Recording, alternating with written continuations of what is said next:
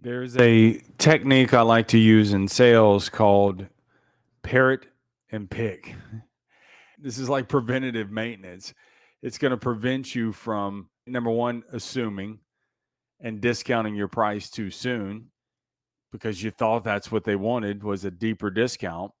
Or number two, you'll be less likely to create an objection that really wasn't an objection anyway. But now that you've brought it up, now that becomes a second objection. So now you're fighting two different fires, four different wars when you didn't actually have to. So the parrot part is when the customer throws out an objection, you simply just repeat the last two words that they say. You just parrot it. So when a customer says, I can't afford that, you just repeat the last two words. Can't afford that? And then you be quiet. This is what's so important is that you have to sit in the silence. This takes some sales maturity because many salespeople just start throwing up at the mouth and justifying the price when what you want to do is you want to put some productive stress on the situation back on the customer because what you're trying to do is you're actually like a therapist for them. You're trying to see if it's a stall. And if they just kind of babble along, they see for themselves it's just a stall. I don't even know why I'm saying no. Because many times customers are saying no based on their past, based on what's already happened. They're just assuming this is going to be the same old scenario. So if it's a stall, then you can pull that part of it out by just repeating the last two words, or it's going to pull out an objection. And most objections are not true objections. Most objections are simply assumptions. They assume they can't afford it. And then you can show them reasons why they actually can. But none of that would have happened if you just go straight into fire sale victim mode. Oh my God, I need this one to pay my rent. This is an extremely effective method where you just volley back the last two words that they say. And they can't get mad because it's their words. You're just repeating the last two words. Even if you're new in sales, this will help you. I tell my new salespeople, even if you don't know what to say, this is really, really useful. Just say the last two words. Yeah, we're going to shop around. Going to shop around and be quiet. So anyway, let's go back to the customer throws an objection. I can't afford it. So that's the parrot technique where you volley the last two words and you sit in silence. Is it a stall or is it a true objection? Like I said, many times you're their therapist. Part of being a good salesperson is to help them get to the decision themselves. And what that is boxing off some of these long held beliefs, assumptions that are not actually true at all. You just help them with that. Now, there are times where the customer just, you volley that back to them and they don't give you anything to work off of. Yeah, I'll just let you know. The hardest customer to overcome is the one that doesn't object. The easiest ones are the ones who object because they give you something to feed off of. And then that way you can go whichever direction you need to. The hardest ones that just don't say anything at all. Yeah, I'll just let you know. When you're like, bro, give me something, argue with me so that way I know which direction I need to take this thing. Those are hard. Those are really hard to deal with. So when you have those kind of situations, create a scenario. This is the pick version. See, it's easier to get a customer to agree than admit. You ever try to get your 5-year-old to admit they spill Kool-Aid on the carpet? They're not going to admit it. But if you create a scenario and say, look, accidents happen all the time. Now, maybe your cup was too full, or maybe you just had too many things in your hand. Which one was it? And they just pick one. Oh, I had too much in my hands, or I was trying to fill it up myself, daddy.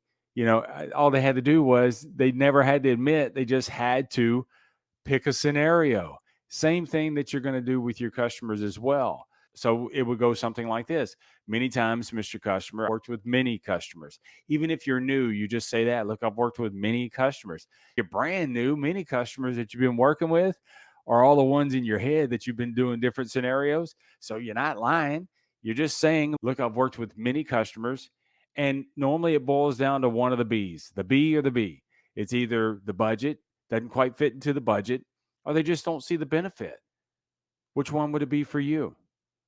Instead of getting a forced confession out of them, now all they have to do is they just have to pick it's the budget. I don't really think that I can afford this right now because I have this, and this going on. Or it's the benefit. Yeah, I've done these programs before and I always quit. Well, then you can help clarify and say, here's what's different about my program.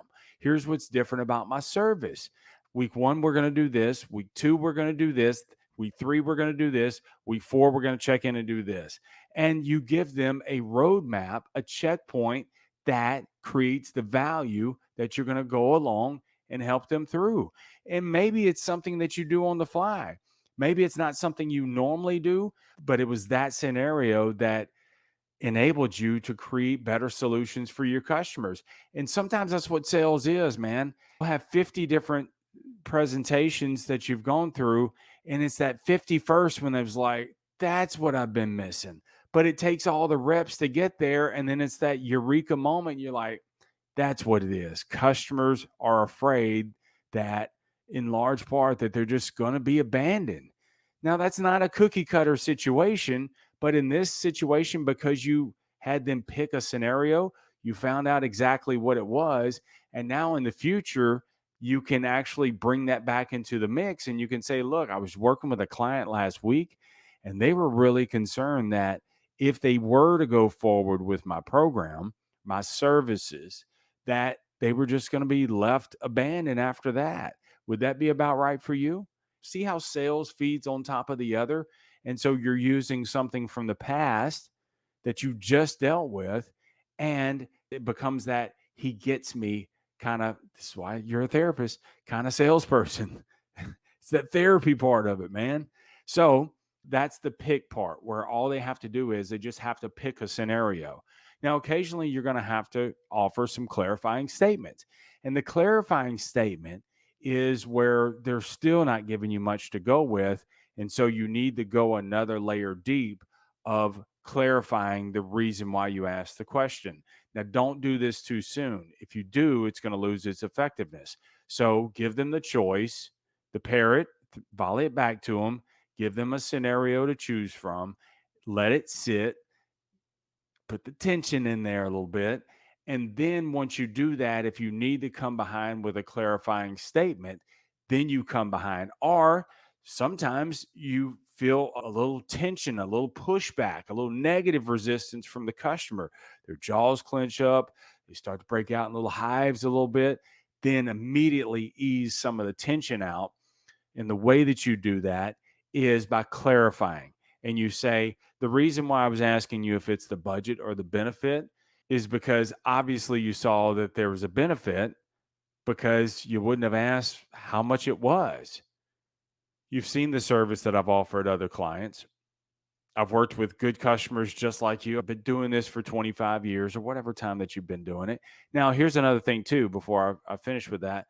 If you're new in sales, then you can't obviously say, I can tout, hey, I've been doing this 25 years because it's the truth. But if you're new in sales, then instead of, you can't say I've been doing this 25 years. Number one, they're going to know that you haven't been here for 25 years. So what you instead do is tell customers why you got into the business. Just a quick little caveat of why you got into the business. When I first started in sales, I told people I was brand new. So I couldn't say, oh, I've been doing this 5 years. I was brand new.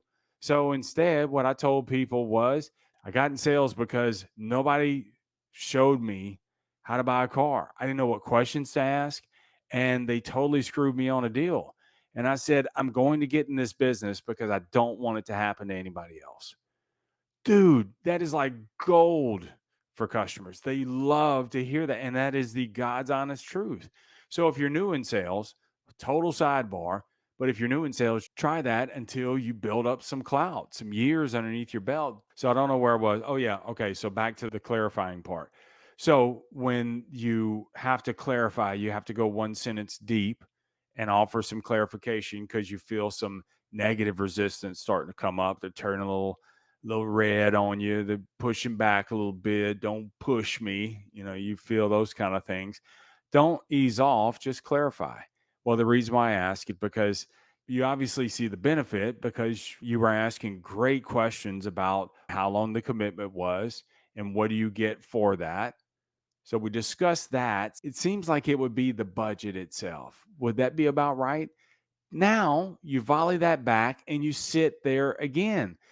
Sometimes it's not even the budget. They initially said it was the budget, but they say, no, Marsh, it's not the budget. It's just this. Or I've got this coming up and I don't know how I'm going to be able to pay you for this.